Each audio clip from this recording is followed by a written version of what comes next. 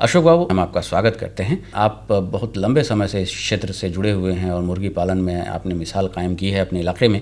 तो जाहिर सी बात है कि अगर मुर्गी पालन हो जाए तो फिर एक मुद्दा आता है कि हम इसका व्यापार कैसे करें, विपणन कैसे करें। किसान मुर्गी तो पाल लेते हैं, लेकिन जब मुर्गी बेचने की बारी आती है तो उस समय उसको बड़ी परेशानी का सामना करना पड़ता है, और ख़ास करके तब जब बाज़ार भाव कम हो, जब किसी प्रकार की छोटी बीमारी मुर्गी में आ रही हो, तो उसको लगता है कि जल्दी से जल्दी हम मुर्गी को बेच लें, एक ही साथ हमारा कोई मुर्गी ले ले तो कितना अच्छा होगा। ऐसे समय में तो क्या होता है कि जो मुर्गी के खरीदार होते हैं वो बहुत कम कीमत लगाते हैं, मैंने औने पौने भाव में जो है खरीदना चाहते हैं, और उस समय मुर्गी पालक को बड़ी ही जो है कि आर्थिक क्षति उनको होता है, वो बहुत ही जोखिम का सामना करते हैं। तो ऐसी स्थिति में हम मुर्गी पालक किसान से कहना चाहेंगे, अगर आसपास के एरिया में 10 किलोमीटर के रेडियस में जितने भी मुर्गी पालक किसान हैं वो सभी क्या करें, एकत्रित हो जाएं, एक समूह बन जाएं और सभी आपस में मीटिंग कर लें, तय कर लें, इसके बाद इस कार्य को करें। तो कैसे करना है? इस कार्य को करने के लिए सबसे पहले कि आप अपने आप में ये कर लें कि किसकी कितनी कैपेसिटी है मुर्गी पालने की। कोई 300 पालता है, कोई 500 पालता है, कोई 1000 पालता है, इस प्रकार से पाल रहा है। और हमारे एरिया में यह मुर्गी खपत कितना है? अगर हमारे यहाँ रोज उत्पादन हो रहा है 1000 मुर्गी, तो क्या हमारे यहाँ रोज 1000 की बिक्री है? ये ध्यान देने वाली बात है। और जब ऐसा हो जाता है तो क्या करना है, हमको आपस में इस बात को मिला करके तब जो है कि मुर्गी बेचना, एक ही साथ मुर्गी नहीं गिराना है।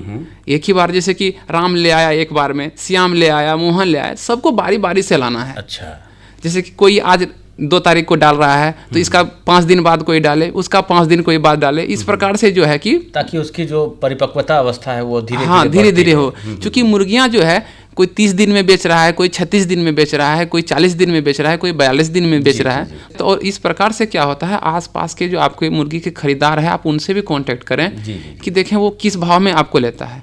और हम यह जो संगठन बनाने की बात कहें, समूह बनाने की बात कहें, इसमें बहुत सारी बातें छिपी हुई है। अगर आप यह एकत्रित होकर के किसी हैचरी से संपर्क करते हैं तो आपको सस्ते भाव में बच्चा देगा, चूजा देगा। और आप जब दाना कंपनी से दाना लेते हैं तो वो भी आपको महंगी कीमत में मिलता है, क्योंकि वो किसी एक डीलर को देता है, वो खुदरा रेट में आपको देता है। तो अगर एक साथ समूह बन जाने से सारी चीजें एक जगह से आएंगी तो कम कीमत में सारे लोगों की इस पर क्या होगा कि आपका जो मुर्गी लागत है, जो लागत है वो लागत में काफी कमी हो जाएगी और आप बेच लेंगे। अगर मान लीजिए मुर्गियां जीवित अवस्था में लोग बेच रहे हैं या खरीदार आके ले जा रहे हैं तो वो अलग बात है, लेकिन हम किस प्रकार उसका वैल्यू एडिशन कर लें, मान लीजिए उसको तैयारी करके अगर बेचे या मांस की जगह हम उसके मीट तैयार करके बेचे, तो उसके लिए क्या करें? जी, आप बिल्कुल सही कह रहे हैं। तो हम यहाँ पर और किसान को ये बताना चाह रहे हैं कि किसान भाइयों, अगर आप मुर्गी रेडी कर लेते हैं, सपोज मान लेते हैं कि आप 80 रुपया में होलसेल करते हैं, तो अपने फार्म में आपको 80 रुपया में अगर आप खुदरा बेचते हैं तो आपको किसी प्रकार का लॉस नहीं होता है।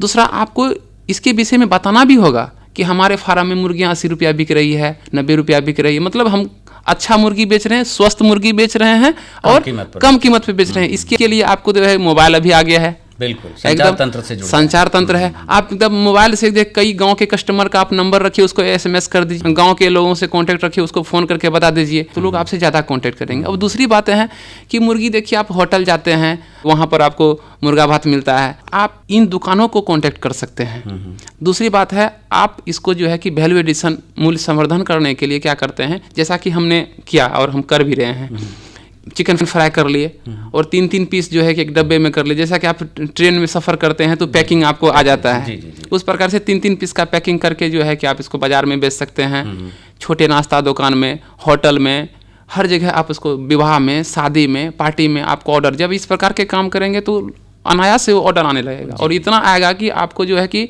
लगेगा कि हम जो थोक भाव में जो मुर्गी के खरीदार हैं उसको मुर्गी ना दें।